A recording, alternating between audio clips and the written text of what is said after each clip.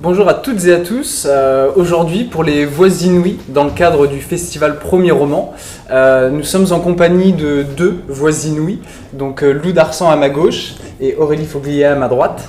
Donc, je vais d'abord vous présenter brièvement, puis ce que je vous propose, c'est que chacune d'entre vous présente son texte et lise, vous prenez le temps, je sais pas, pendant 10 minutes, des extraits de votre bouquin, et après, nous vous interrogerons sur la liberté au féminin. Donc voilà, on va faire ça ensemble.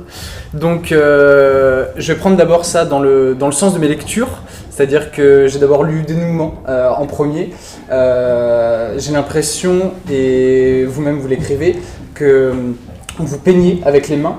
Vous, Aurélie Foglia, vous êtes aussi peintre de tableaux directement. Vous écrivez des livres pour artistes. Des poèmes aussi, et donc Dénouement est votre premier roman. Si vous souhaitez le présenter, allez-y, je vous en prie. C'est vrai que c'est assez paradoxal d'écrire un premier roman qui s'appelle Dénouement, parce que le dénouement, c'est ce qui vient conclure quelque chose, qui vient conclure une comédie, une tragédie. Alors là, on est plutôt sur le mode de la tragédie, mais une tragédie banale, puisqu'il s'agit d'une femme qui se sépare. J'aime bien ce mot, cette expression, elle se sépare comme ça, de façon... elle se sépare de tout. Ce sont beaucoup de fils à dénouer, à couper. Elle se sépare de son mari, il y a des problèmes avec la garde du fils. Elle se sent aussi coupée d'elle-même. Donc elle est plongée dans ce drame, qui est un drame d'existence. Elle vit en banlieue, elle a des conditions de vie qui sont très modestes, disons. Donc elle va chercher à se réinventer, mais elle traverse un moment plutôt dépressif. Voilà, et la vie pèse sur elle. Donc elle est en proie à cette situation dramatique où il faut qu'elle se réinvente, qu'elle reprenne son nom de jeune fille. Elle a perdu son nom, elle a tout perdu. Voilà.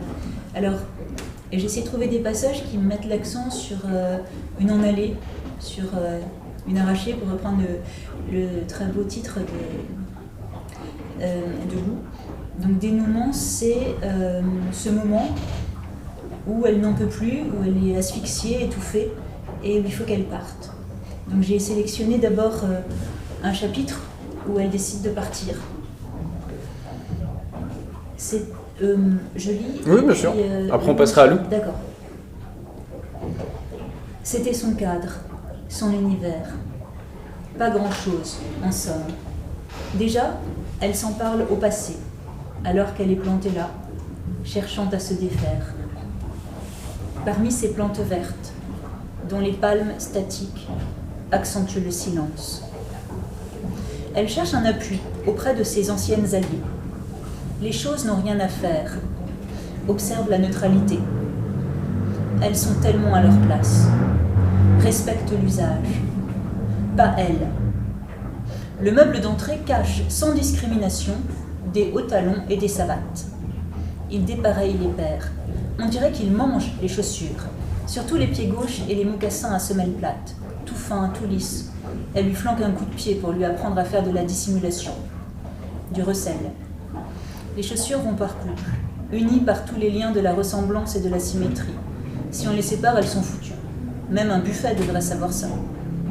Le miroir, elle ne peut pas l'encadrer. Il ne garde rien. À chaque fois, il fait semblant de la voir pour la première fois, ce qui l'agace au plus haut point.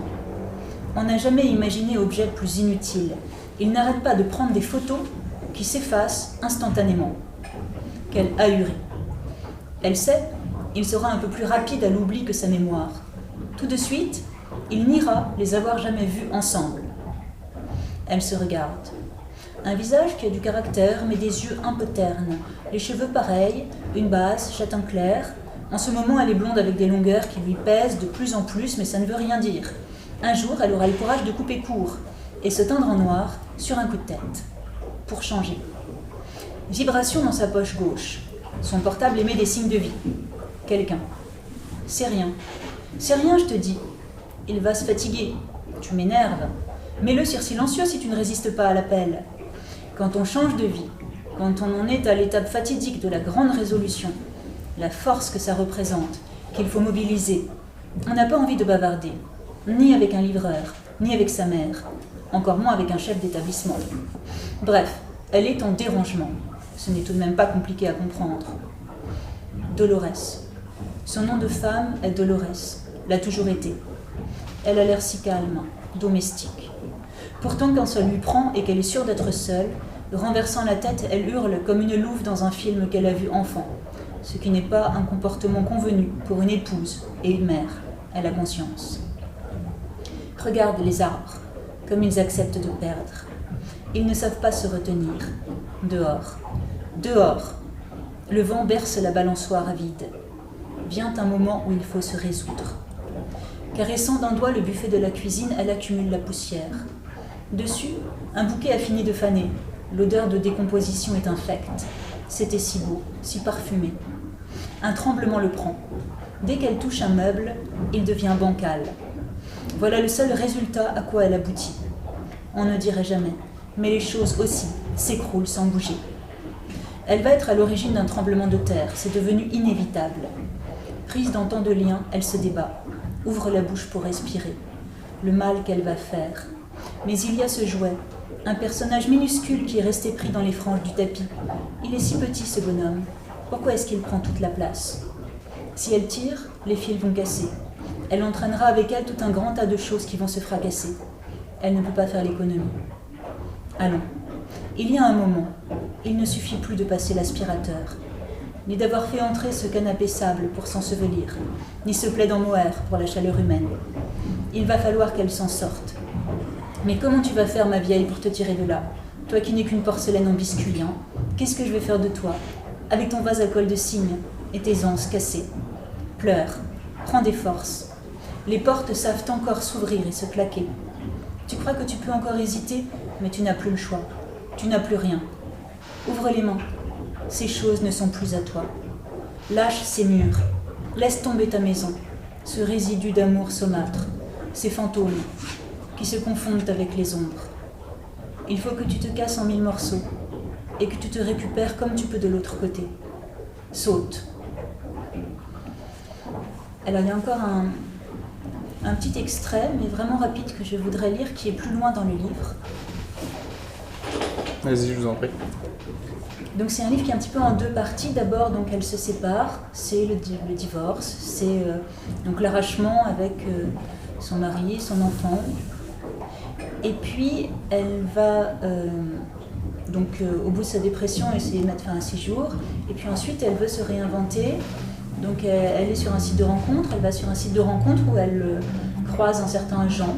Et j'ai aimé ce prénom qui est les gens, Jean. Voilà, c'est un prénom qui fait signe vers un homme qui serait peut-être capable de lui apporter un épanouissement, du bonheur. Et donc là, à ce moment-là que j'ai retenu, dans sa liberté recouvrée, elle y croit. Elle est animée d'un grand désir. Et elle court rejoindre cet homme. Est-ce grotesque à son âge, prétendre au printemps? En bas de l'immeuble, les cerisiers noircis semblent plaider le contraire, malgré leurs vieux troncs torturés, leur nodosité et leur trogne, se couvrant de fleurs rose pâle à foison. Cela ne craignent ni le ridicule, ni la débauche. Fini de couver sa convalescence, de se lamenter sur soi, de regarder en arrière en se rongeant tout en cherchant des fenêtres. Elle, Dolores, se lance. Il est grand temps. Parce qu'à présent, de tout son être abîmé, il y a quelque chose dont elle veut se saisir, c'est la vie. La vie absolument, avec une telle faim qu'elle en a l'estomac creux et douloureux. Jean, c'est trop tard. Quel qu'il soit, cet homme nommé Jean a pris le visage de son amour. Merci Aurélie. On retrouve justement dans l'extrait qui a pu être lu toute cette poésie qui est charriée tout au long du livre aussi. Et donc autre ouvrage poétique, celui de Lou d'Arsan, donc L'Arraché belle. Lou, si je peux me permettre l'expression, à l'inverse d'Aurélie, vous écrivez avec les pieds, mais dans la bouche d'un marathonien et ancien footballeur, c'est vraiment une qualité. Vous êtes nomade, voilà pourquoi je dis cela. Et d'ailleurs, il y a de très grands écrivains qui ont écrit des récits justement de leur nomadisme. vous publiez des chroniques littéraires pour des revues, mais également sur votre blog personnel, si vous souhaitez aller le voir, qui s'appelle Les Feuilles Volantes. Et donc voilà, je vous propose de présenter votre premier roman, L'Arraché Belle. Alors, L'Arraché Belle, c'est l'histoire d'une femme dont la situation initiale est finalement assez proche de celle de Dolores dans Dénouement d'Aurélie. C'est-à-dire situation de couple, un appartement en ville, et elle étouffe, elle asphyxie, et elle ne se reconnaît pas. Elle peine à savoir qui elle est, ce qu'elle fait là, et un peu comme si les murs se rapprochent et qu'elle se cognait au cadre. Et voilà, donc elle a vraiment une sensation d'oppression qui grandit jour après jour.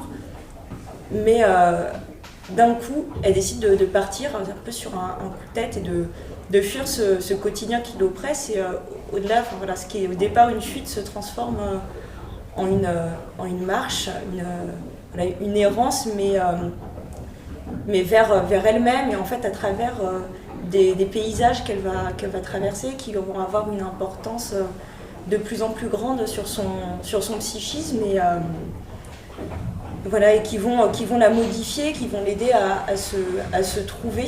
Voilà, donc une forme de dépouillement. C'est une femme qui n'a pas de prénom, qui n'est pas nommée, et qui se dépouillant de tout, va réussir à peut-être atteindre son essence, ou en tout cas voilà, à arrêter à un moment cette course qui doit bien s'arrêter quelque part. Et, donc c'est vraiment un passage de la stase au mouvement, et puis voilà, avec une grande proximité avec la nature, et quelque chose d'organique. Oui, il y a une vraie écriture tellurique, je trouve. Ouais, c'est vrai, c'est un mot qu'on redit souvent, mais je pense que c'est ça, il y a vraiment un lien, puis avec les montagnes, ouais. On va d'une mer à une autre, mais voilà, il y a tout le passage sur les montagnes et les grottes. Voilà. Et justement, l'extrait que je veux lire est un extrait ce sont deux extraits qui entourent une scène centrale que je n'ai pas envie de lire du coup, parce que je pense que c'est important que les lecteurs la découvrent par eux-mêmes. Donc je vais lire ce qui se passe juste avant et juste après, donc ça ne révèle rien, mais et c'est après le départ, elle est déjà partie, et voilà, c'est le début de la liberté, de la quête de soi.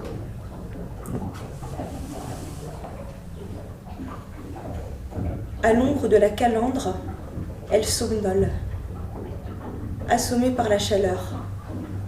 Mais la danse des bombilles au duvet doré empêche par ses saccades la monotonie des instants. Étrange petite mouche colibri, à l'éperon sucré par les bulles de nectar, qu'elle peut observer sans ennui, comme elle suit aussi le long trajet d'une fourmi qui rapporte son trophée protéiné de mouches sèches à l'entrée de la fourmilière, en contournant les miettes de pierre à reculons. Les heures passent doucement, dans cette méditation contemplative qui saute d'un insecte à l'autre, jusqu'à la tombée de la nuit. S'élève alors le chant du jour qui s'en va, concert d'oiseaux, le ciel rougeoie, une grande flamme. Viennent les engoulevents, la lune absente, noire et nouvelle. Les parfums rassérénants de la nuit qui naît, odeur légère qui craquelle et s'entr'ouvre à peine. Dans un cercle de pierre, elle jette une allumette. Les branchages de genévrier sec s'enflamment rapidement. Bientôt des braises. La fumée résineuse atteint presque la voie lactée. Elle rêve. Les étoiles clignent. Des constellations innommées naissent et meurent sous ses yeux. Elle les déplace du bout des doigts, les invente comme des nuages, dessine ses augures avec les milliers d'astres qui brillent ce soir. Que vivent trois corneilles, que dansent les hiboux, que les vagues déplacent les galaxies, que j'y jette les pierres qui me lestent, que je saigne mes peurs sur le ciel. Venue de plus loin que la nuit, une forme de paix la submerge. L'humidité de l'aube se dépose sur ses épaules, à l'heure fraîche et pâle, où le corps résiste à l'éveil. Elle s'accroche en vain au sommeil, trop de blancheur dans le ciel et de rosée dans les herbes. Elle voudrait attendre le soleil, mais le froid s'installe. Elle a dispersé les braises avant de s'endormir au bord du foyer. Il lui faudrait un café, mais elle est seule, au milieu de nulle part. Alors elle se lève et se défroisse, engourdie. La rosée a humidifié sa robe de coton qui colle au dos et aux cuisses. Elle l'enlève en grelottant et la lance sous la voiture pour marcher nue dans la prairie, en évitant les chardons que le matin fait argenter dans leur clair des graminées. L'aurore qui tardait poudre enfin le ciel, et les fils de la Vierge qui se balancent entre les arbustes la fragmentent en arc-en-ciel infime. Les pieds mouillés et gelés, elle avance dans l'herbe, stupéfaite et émue par sa nudité, l'immensité qui l'entoure, la douceur de l'air qui se réchauffe déjà, la pâleur de sa peau, le froissé des fleurs encore closes, le silence du matin. Elle suit le tracé courbe d'une sente qui traverse la prairie et s'enfonce à travers un bosquet de buis. La piste bifurque vers des épines infranchissables. Devant, le sol dégringole en pierrier. À hauteur d'œil, les branches hautes d'un érable dépassent d'une dépression circulaire qui semble avoir été renfoncée dans la terre par le doigt d'un géant. Il faudrait s'aplatir au sol et s'avancer sur les coudes jusqu'au bord du petit précipice pour en voir le fond, romantique contemplant le vide. Le vertige la retient. Pourtant, l'odeur d'humus et de résine qui émane du gouffre l'attire. Plutôt descendre avec précaution le pierrier que d'osciller à son sommet. Donc là, c'est la scène du milieu, voilà, la scène initiale. Voilà, on invite chacun à s'emparer du livre justement pour la découvrir. Et là, je saute donc une dizaine de pages à peine. Et plus tard, l'extérieur. Et elle ne se souviendra pas du retour à l'air libre. Le bleu du ciel a foncé dans la fente entr'ouverte. L'ombre de l'après-midi a envahi la veine. Au sommet, la chaleur l'essouffle. Sous la lumière aveuglante, la prairie est un mirage. Pierres sèches, herbes courtes, épines, désert, insectes, le soleil blanc. Elle marche nue, encore. Poisseux, le sang envahit l'espace étroit entre ses orteils. Chaleur et viscosité le long de ses jambes. Elle écrase une fragile coquille d'escargot, dégoût violent. Le pied raclé sur l'arête d'une pierre pour se débarrasser des fragments de calcium, matière gluante, résidus de vie noirâtre. Ses pieds laissent des traces de sang derrière elle. Cela coule par paquets épais qu'elle pourrait presque retenir. Contraction pelvienne, efficace quelques secondes. Les traînées chaudes qui sortent d'elle sont désagréables, élastiques, collantes.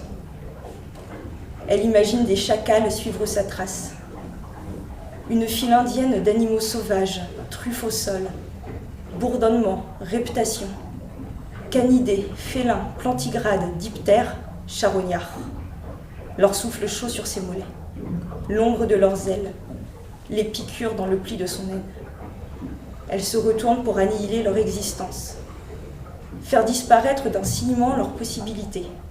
Le regard au loin, vers les crêtes, les lignes pourpres, le silence. Les crampes la freinent. Il faudrait s'extraire de la douleur, tracer des courbes, analyser les pics et les creux. Roulée en boule dans l'herbe rase, la respiration rauque, elle gémit. Irradiée et envahie, nausée. L'esprit lâche. Elle est pierre, ciel, griffure d'herbe, souffle, point, centre, attente, ailleurs, rien. Au matin, le sang séché tiraille la peau de ses jambes. Les tiges des graminées ont laissé des stries désordonnées sur son dos et ses flancs. Les irrégularités du sol ont meurtri ses épaules et ses hanches. Les graines d'aigre-moine crochetées à ses cheveux tracent des guirlandes brouillonnes. Ses mains glissent entre ses cuisses et tâtonnent dans la moiteur poisseuse qui y règne. Les fluides secs accrochés à un désordre de poils, la douceur glissante des plis écartés d'un doigt, l'humidité rassurante de son centre, les aspérités granuleuses et l'élasticité de ses muscles qui se resserrent autour de ses doigts. D'un pouce, elle éveille son corps en dessinant des cercles concentriques sur sa vulve gonflée. Spirale d'influx nerveux, fusion électrique qui brûle et irradie, l'univers vibre, un monde explose. Elle tremble, tout se fige. Quand elle se lève et s'étire, elle est arc, œil, douceur, rosée, peau et marche. Elle retourne sur ses pas de la veille, s'égratigne sur une aubépine, vent frais, frisson, marche rapide. Enfile la robe froissée lancée sous la voiture. Les portières et les fenêtres grandes ouvertes, la clé dans le contacteur, elle démarre. Les chaos dans les ornières herbeuses, le bitume craquelé réapparaît. Puis un ruban noir et lisse, la bande blanche centrale, l'autoroute, un trait danger, 2 traits sécurité. Elle compte. Mississippi 1, Mississippi 2. Tout le monde la double. Derrière, dans le lointain, une partie d'elle danse encore sous une montagne. Combien de jours, de semaines, depuis la nuit sur le phare? La question n'a pas cessé de revenir, mais la réponse s'échappe et perd de sa substance. Dispersée dans la traînée de la voiture, la queue d'une comète, des particules de doute, vapeur, poussière, diluées dans son sillage. Depuis le haut plateau et sa fournaise, l'habitacle, qui était devenu si familier, si intégré, la gêne comme une carapace trop étroite. La danse au plus profond de la veine l'habite encore. Elle ondule en pensée, étire en cercle concentrique ses poignets au-dessus du volant, et le bleu éclatant du ciel l'émerveille. Elle fourmille, et ses jambes n'en peuvent plus d'être pliées ni ses chevilles tendues sur les pédales. Le moteur et les vitres ouvertes sont trop bruyants pour les voix des oiseaux et du vent, ou les vrombissements des insectes. La voiture trop rapide pour distinguer les arbres les uns des autres. Les angles en plastique cachent la lune, la nuit. Sur le tableau de bord, la plume de grand-duc oscille dans l'air pulsé, en rappel de ce qui la pousse à avancer encore, à mettre plus d'écart entre elle et la suffocation des journées longues et froides, les araignées et les siphons. Elle ne veut plus de ces soirs sur les parkings déserts ou dans les motels, de ces réveils désorientés, sueur froide, yeux gonflés. Un quart de tour dans le contacteur, trop de solitude, trop d'oiseaux écrasés, de belettes, de martres douces et vives, puis raides, tachées. Elle se gare à un péage et glisse au hasard dans le sac en toile, couverture, herbier, plumes, foulard, robes en coton, porte-monnaie, couteau, la liasse de billets. L'abandon du reste ravira les pilleurs d'épaves. Elle ne leur laisse pas la clé. Un lancer vers le fossé pour marquer d'un bout de métal et de plastique le point de non-retour. Merci à vous pour la lecture de ces extraits. Donc on va pouvoir justement se concentrer sur la thématique du jour, qui est, je le rappelle, la liberté au féminin. Vous avez toutes les deux souligné 2 choses qui, je trouve, est une donnée essentielle dans un roman. C'est le nom, ou justement le nom donné à vos personnages. Donc il y a Dolores, ici il n'y a pas de nom. Justement, pourquoi ce choix d'assignation ou non à ce prénom-là? Tu veux commencer ou... Ouais, vas-y. C'était pas facile d'aller au bout de l'incarnation de ce personnage, parce que pour moi c'était une sorte de roman de la femme, justement, de la femme moderne. Je pensais un peu à Emma Bovary, mais qui serait tirée vers le contemporain. Voilà, un milieu avec beaucoup de pesanteur sociale, d'interdits, voilà, donc elle va au bout de la séparation. Et donc au début, elle ne portait pas de nom. ou alors elle portait le prénom elle, qui est aussi un prénom, donc c'était un pronom prénom qui m'arrangeait bien. Et puis un jour, en fait, c'est mon personnage qui a voulu, qui m'a dit un peu comme, voilà, je m'appelle Dolores, c'est apprendre ou à laisser. Et j'aime énormément, comme écrivain, que les personnages prennent la main. Je trouve que c'est une grâce qui n'est pas tellement donnée souvent. Et donc j'ai suivi. Je lui ai dit, on va faire comme tu veux. Quand elle a parlé de suicide, là, j'étais moins d'accord. Je lui ai dit, t'es sûre que t'en fais pas un peu trop, que ça va pas être un peu saignant, un peu dramatique?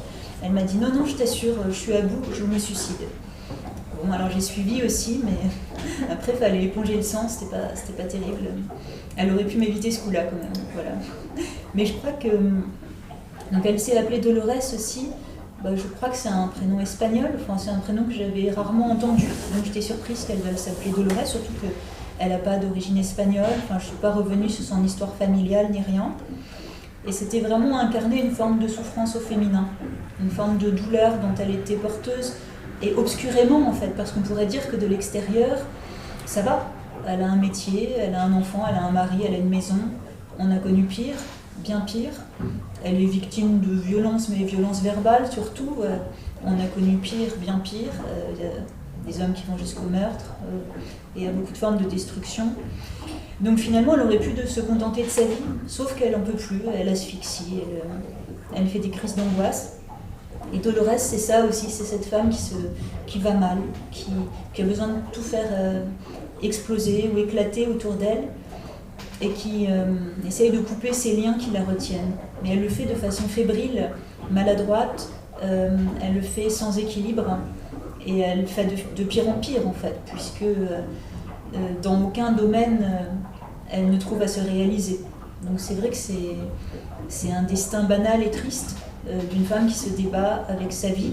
Elle est quadragénaire, elle fait l'inventaire de son corps, elle a perdu une partie de sa séduction. Bref, il lui reste de moins en moins, et Dolores, c'est cette douleur d'en être là de sa vie et de se dire que la vie passe justement et qu'il serait peut-être temps de l'inventer et d'être en phase avec soi-même. Et elle ne l'est pas, et elle se heurte à cette triste vérité. Après, c'est vrai qu'elle n'est pas créatrice au sens où elle n'a pas forcément les pouvoirs de se réinventer totalement comme elle voudrait. Elle est aussi dans un univers qui est quand même très, très hostile. On a l'impression qu'il y a des épines partout, c'est l'hiver, et il n'y a pas de communion avec la nature possible. Elle est banlieusarde et c'est une sorte de condamnation, parce qu'elle est coupée de la nature, et donc elle respire toujours aussi mal, elle ne peut pas partir vraiment. Et je pense que cette incapacité à fuir, c'est aussi une impossibilité matérielle. Elle n'a pas d'argent, elle ne peut pas se permettre de perdre son métier. Elle a son fils et c'est son ex-mari qui a la garde du fils parce qu'il est réputé plus équilibré, plus riche. Donc le juge lui a donné la garde de l'enfant. Et donc elle a tout perdu, mais elle continue à graviter autour de son ancien monde sans pouvoir rompre complètement. Et finalement, cette incapacité, cette impuissance au féminin se retourne contre elle. Et Dolores, c'est peut-être un personnage qui n'est pas un personnage très positif, parce que justement, elle n'arrive pas à surmonter tout ce qui la ronge, tout ce qui pèse, et elle reste relativement passive. On sent ses tentatives, elle se débat, mais elle échoue à s'inventer. Et quand elle essaie de s'inventer dans une nouvelle relation amoureuse, elle est rattrapée par... ça, c'est un petit peu comme Rebecca d'Hitchcock, de Daphné du Maurier. Il y a le fantôme de l'ex. C'est-à-dire qu'il y a une autre femme qui continue à plomber cette vie commune au point qu'elle n'arrive pas à respirer là encore. La relation est intoxiquée par le souvenir d'une autre femme. C'est une histoire qu'on m'a racontée par des connaissances. Le poids d'une ex dans une relation. Et puis j'en ai fait quelque chose, ça s'est imposé comme ça, où elle a du mal là encore à renouer et à être en phase avec elle-même et avec l'autre. Et finalement, enfin, pas révéler tout peut-être, mais elle échoue là encore à se sentir aux commandes. Toi, tu as beaucoup décrit cette femme qui conduit, qui est au volant. Elle est au volant de sa vie, ton héroïne. Ouais. Et la mienne, elle est démunie en fait. Et j'ai voulu insister sur ce dépouillement total, cette vulnérabilité de Dolores, cette sorte de douleur et de détresse qui est la sienne et qui n'est pas compensée par de la tendresse. Le seul moment où elle a de la tendresse, finalement, c'est cette tendresse qui vient des choses. La tendresse d'une théière, la tendresse d'un matelas. C'est-à-dire qu'elle cherche désespérément un peu de coton ou d'ouate, ou je ne sais pas comment dire, un peu de caresse de l'extérieur, qui serait un baume, qui pourrait la réconcilier avec la vie. Et tout cela manque, tout cela fait défaut. Donc c'est une histoire de perte, en fait, d'impersonnalisation du personnage. C'est un personnage qui devient impersonnel à force de dénouer tous ses liens avec la société, avec elle-même, avec la nature. Voilà, donc c'est un peu une expérience limite qui fait un roman plutôt sombre, à vrai dire. De pas la note heureuse de la jouissance ou de la communion avec la nature. Il y a quelques moments amoureux, quelques moments forts où on sent qu'elle peut renaître et puis non. C'est comme si ça ne prenait pas. Et donc d'un point de vue narratif, évidemment, c'est pas évident. Peut-être que pour le lecteur aussi, ça peut être un peu haletant, enfin un peu oppressant, de se dire est-ce qu'enfin il va y avoir une éclaircie, une promesse, une lumière et voilà, elle est rattrapée en fait. Elle est rattrapée par cette ombre et par ce poids toujours. Donc c'est pas un destin qui s'éclaircit et la liberté, elle reste là un peu comme un horizon qu'elle ne peut pas atteindre. C'est l'horizon qui recule toujours. Et l'événement central, c'est sans doute sa propre mort, qui pourrait prendre le sens positif d'une renaissance. Je crois que le personnage a voulu se tuer parce que c'est la solution radicale pour renaître. C'est la solution la plus radicale. Peut-être que toi, dans ta grotte, il se passe des choses aussi qui équivalent à une renaissance. Elle, c'était l'épreuve de la mort, par lâcher prise, tant pis, on abandonne. Et ce personnage à l'abandon, il en passe par la mort. Je crois que c'était une étape importante dans sa radicalité même. Finalement, le suicide, c'est aussi un acte de liberté dans la tradition antique. C'est décider au moins de sa propre mort si on ne peut pas décider de sa vie. Mais dans ce geste désespéré, il n'y a rien. Pas de promesse supplémentaire, simplement une blessure de plus et qu'elle essaye de guérir. Mais de ce fait, c'est un destin de femme assez empêché, comme on disait ce matin. Et ça m'a beaucoup étonnée, mais c'est un roman à la troisième personne, et j'ai bien pris soin de prendre beaucoup de distance par rapport à ma propre vie, même s'il se trouve que j'ai divorcé.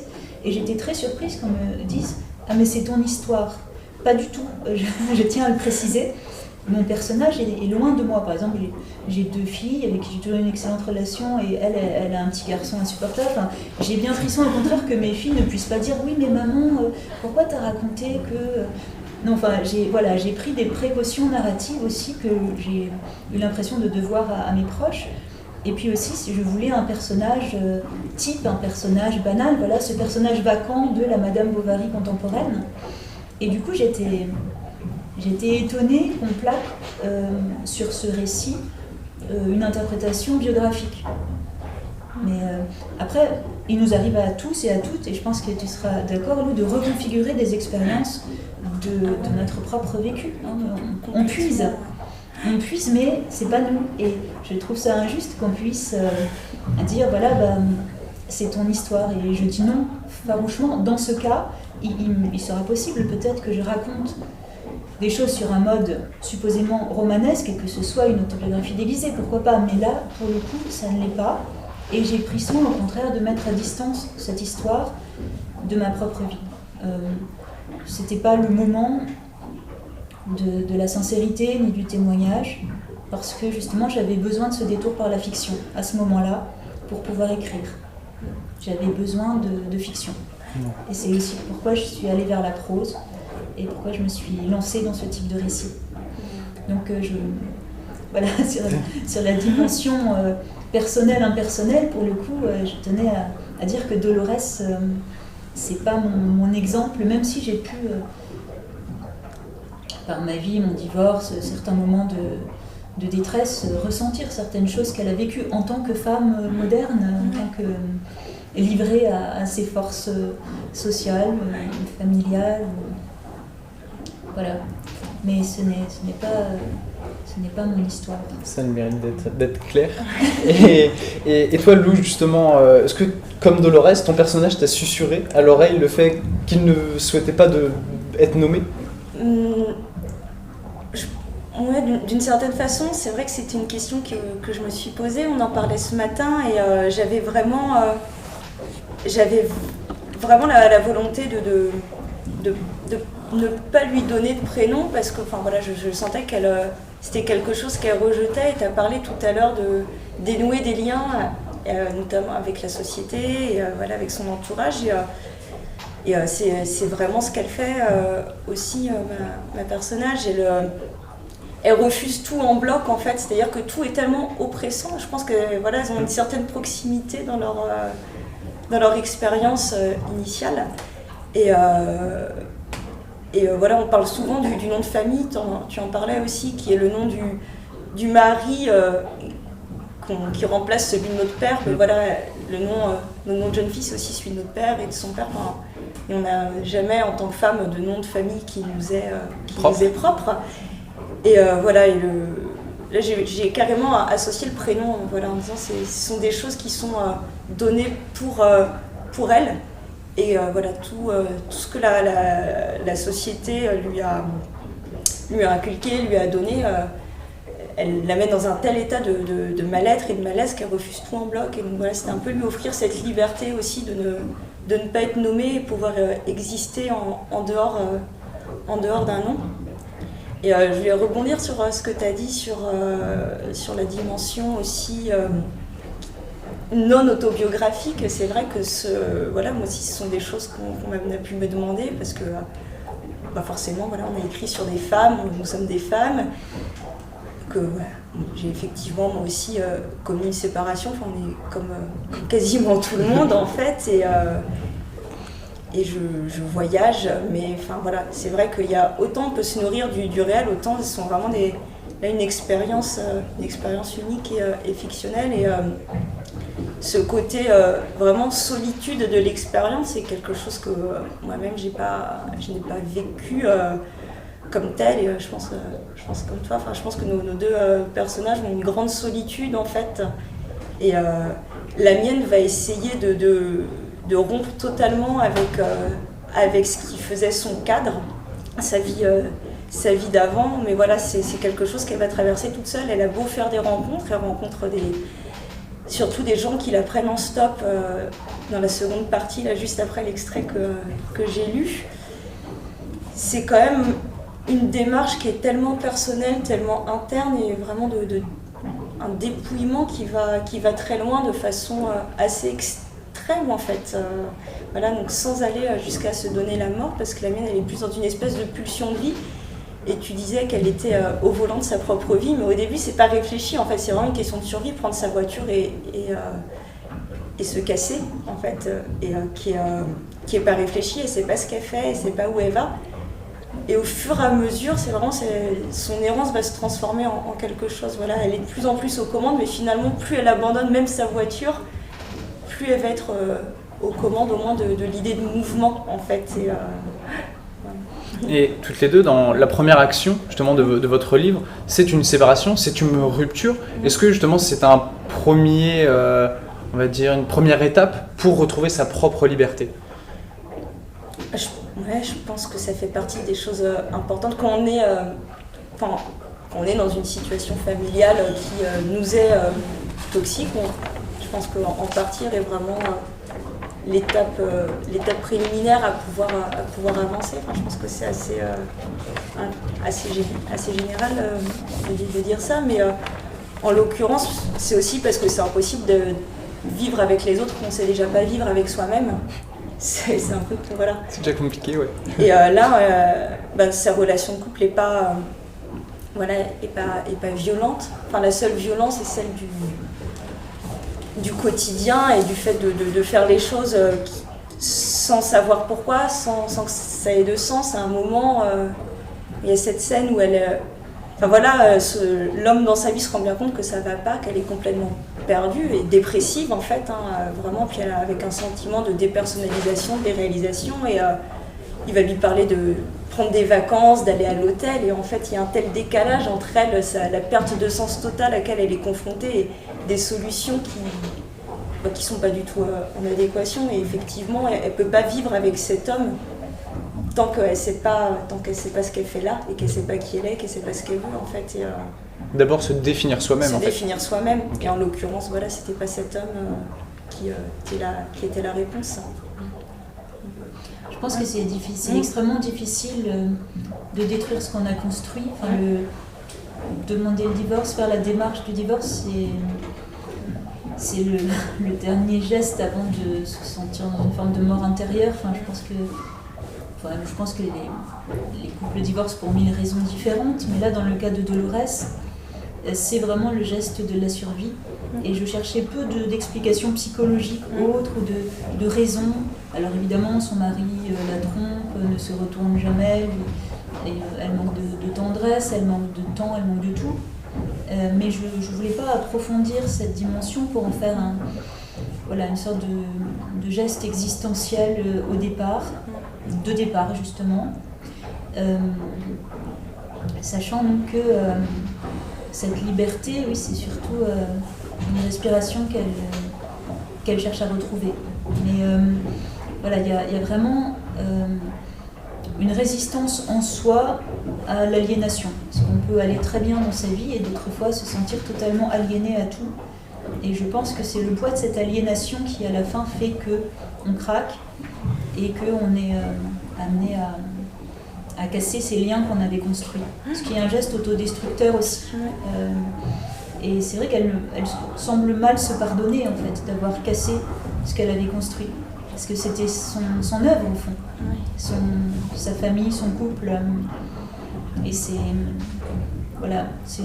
une situation, au fond, on en vient à détruire ce qu'on a construit dans ce cas. Et peut-être aussi qu'elle se le pardonne mal et que sa dépression, son geste de suicide sont liés en fait à ce sentiment de culpabilité.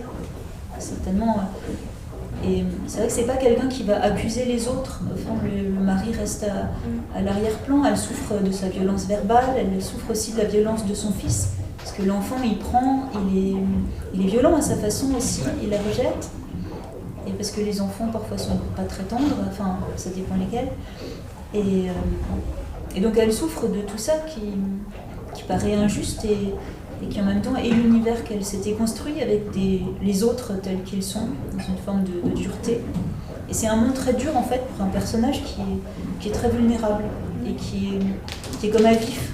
Elle a cette réceptivité à vif et elle aimerait goûter les choses, être dans une forme de calme et de paix. Et puis ça lui est refusé par son, je ne sais pas si on peut appeler ça son destin, ce serait un bien grand mot, mais en tout cas par sa vie et par des choix. En fait, même quand elle choisit le divorce, ou qu'elle choisit même le suicide, ou qu'elle choisit d'aller vers quelqu'un d'autre, on a l'impression qu'elle n'est pas maîtresse de ses choix, que tout pouvoir de décision lui échappe et qu'elle est dans une forme de dépendance et de suggestion malgré tout. Donc c'est là peut-être qu'il est le plus grave de son échec, que sa liberté, elle ne l'incarne pas. Et c'est sans doute le faible voulu de mon personnage. C'est pas la maîtresse femme qui se revendique et qui prend en main son destin et qui fait quelque chose de sa vie. Elle est dans une forme d'anéantissement. Donc il n'y a pas de morale de l'histoire ni de leçon de l'histoire. C'est pas une leçon de vie, mon roman. C'est intéressant ce que tu dis sur le fait qu'elle ne se pardonne pas en fait de couper les ponts, enfin de détruire tout ce qu'elle avait construit. Et moi je pense qu'à l'inverse en fait, mon héroïne, elle ne se pardonne pas en fait. Ce qui l'empêche le plus d'avancer, même une fois qu'elle est partie, c'est sa difficulté à accepter d'avoir construit quelque chose quasiment involontairement par réflexe, par mécanisme, d'avoir construit un couple, une vie qui ne lui correspondait pas du tout et de s'y être complètement perdue. Et la seule chose qui peut la faire avancer, c'est de réussir au bout d'un certain temps à se pardonner d'avoir été cette femme figée dans laquelle elle ne se reconnaît pas du tout. En fait, c'est une démarche inverse. Mais, ça fait penser au titre d'Annie Ernaux, La femme gelée. Ouais. Tu parles de la femme figée.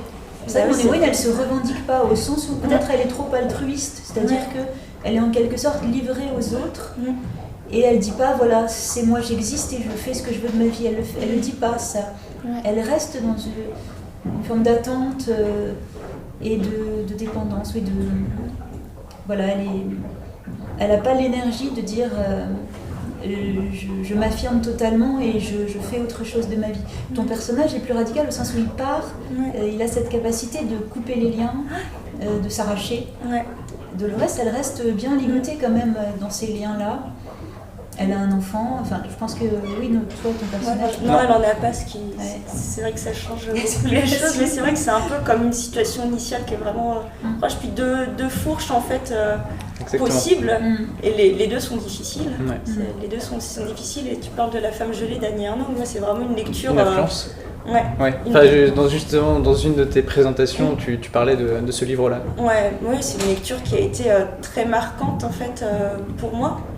Et enfin, je pense que pour beaucoup de lectrices et de lecteurs, parce que cette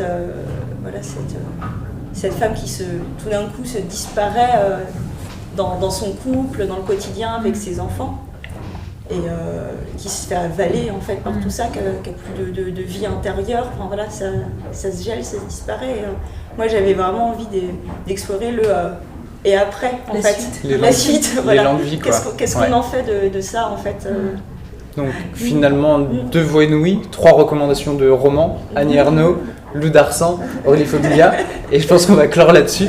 Donc, merci à vous pour vos lectures d'extraits, pour vos réponses aussi, et merci à vous de nous avoir suivis, et n'hésitez pas aussi à suivre les autres voix inouïes du festival. Au revoir.